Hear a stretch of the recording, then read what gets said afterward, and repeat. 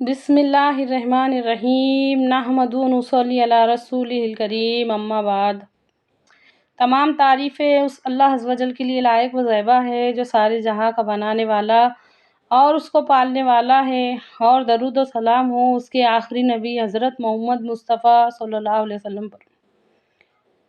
معاشرے کا مطلب کیا ہے؟ معاشرہ کسے کہتے ہیں؟ مطلب پر دھیان دیجیے پلیز، بالکل بھی دھیان مت ہٹائیے۔ اللہ رب العزت نے حقیر پانی سے انسان بنایا، اس انسان سے خاندان بنایا، ایک خاندان، دو خاندان، تین خاندان، چار خاندان، پانچ خاندان، 6 خاندان، ایسے کئی خاندان مل کر بنتا ہے ایک معاشرہ۔ دوسرے لفظوں میں یوں کہیے سماج۔ اچھی طرح سے سمجھیے اس بات کو، بس یہی ہماری دنیا ہے، یہ گول دائرہ ہماری دنیا ہے۔ وہ نہیں کیا کہتے، کچھ بھی ہو گیا تو لوگ کیا کہیں گے، تو وہ لوگ یش رہتے، یش لوگ رہتے ہو، اسی سماج کے لوگ رہتے ہو۔ دبئی والے، امریکہ والے، انگلینڈ والے، دور دور والے، دور کے شہر والے نہیں رہتے، وہ یہ 8-10 خاندان کے یا ہمارے سماج کے یا ہمارے معاشرے کے۔ معاشرے کے مطلب کو، سماج کے مطلب کو اچھی طرح سے سمجھیے، اور اس کے اندر ہمارا رول کیا ہونا چاہیے یہ بھی سمجھیے۔ ایک کھیت میں گندے بیج، گندی فصل، پورا کھیت گندا۔ اچھی طرح سے سمجھیے اس بات کو۔ سارے کے سارے بیج گندے، پھر اس کی پوری فصل گندی، پھر پورا کے پورا کھیت گندا۔ اگر معاشرے کے ایک فرد اچھے رہیں گے تو اچھا معاشرہ بنے گا، مطلب اچھی فصل اگیں گی، وہ سماج اچھا بنے گا، معاشرہ اچھا بنے گا۔ ہمارا رول کیا ہونا چاہیے یہ سکھا کے گئے ہمارے نبی صلی اللہ علیہ وسلم۔ اپنا جو سوچ کا سرکل ہے نا، یہ بڑا کرو۔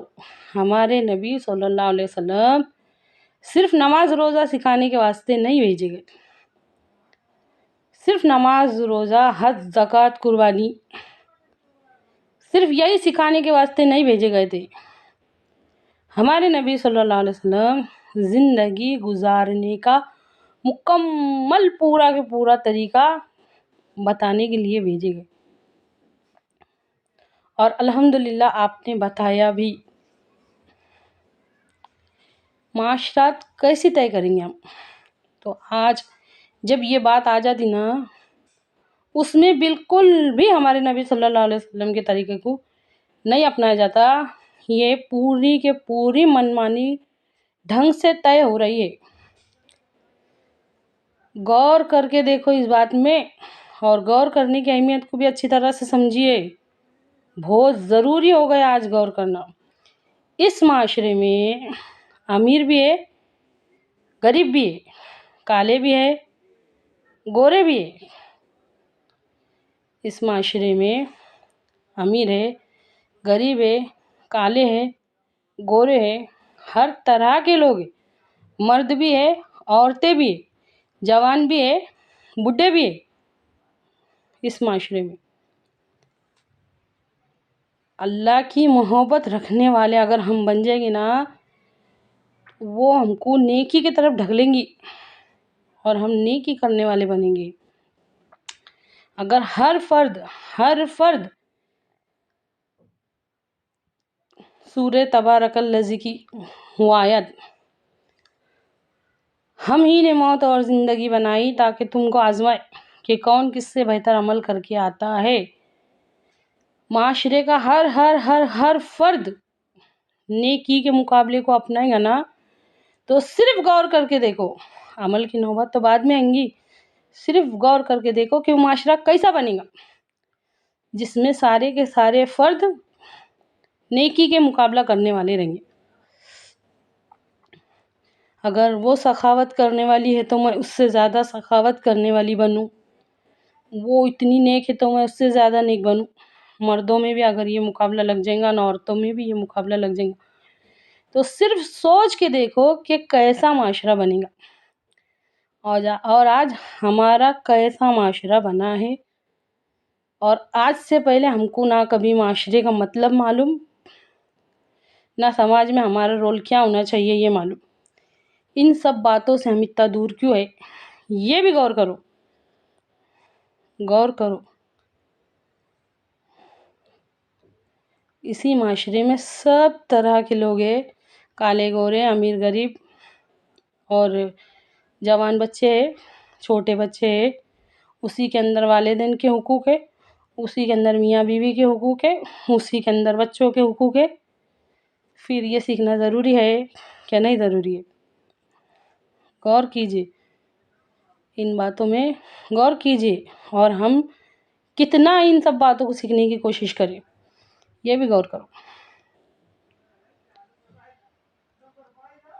ہم کو کیسا معاشرہ بنانا چاہیے تھا، اور آج تک ہم نے کیسا بنائے، اور اس کا نتیجہ کیا نکلا۔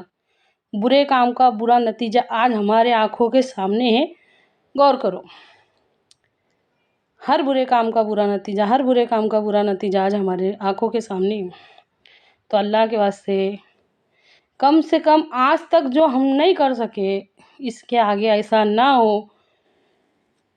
علم دین سیکھو، اور نبی صلی اللہ علیہ وسلم کے طریقے کے مطابق معاشرات بناؤ، نبی کریم صلی اللہ علیہ وسلم کے طریقے پر معاملات طے کرو۔